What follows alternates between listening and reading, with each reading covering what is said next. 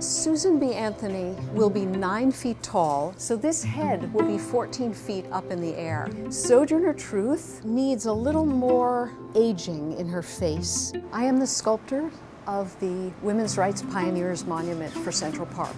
Today I'm working on hands, and I'm building out the fingers to show the pressure of the pen. These kinds of details really make the sculpture vivid.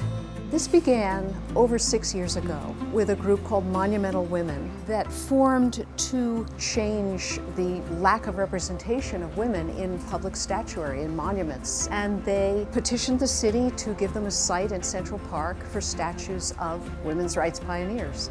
The women depicted in the monument are Sojourner Truth, Susan B. Anthony, and Elizabeth Cady Stanton.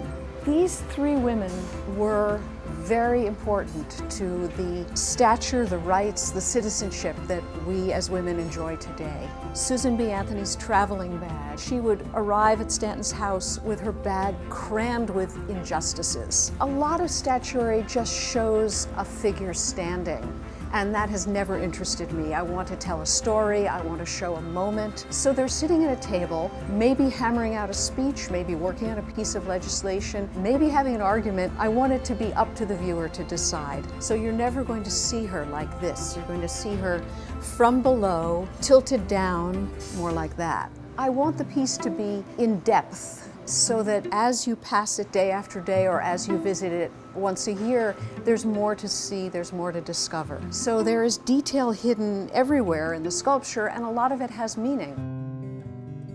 Sojourner Truth often had herself photographed with her knitting in her lap because knitting was a patriotic occupation during the Civil War. It was actually necessary to provide clothing, but it was also a skill I have read that was not taught to slaves, and she wanted to work among the newly freed slaves and the escaped slaves and show them herself as an example of what they could become, skilled, involved, with rights, and hopefully eventually citizenship.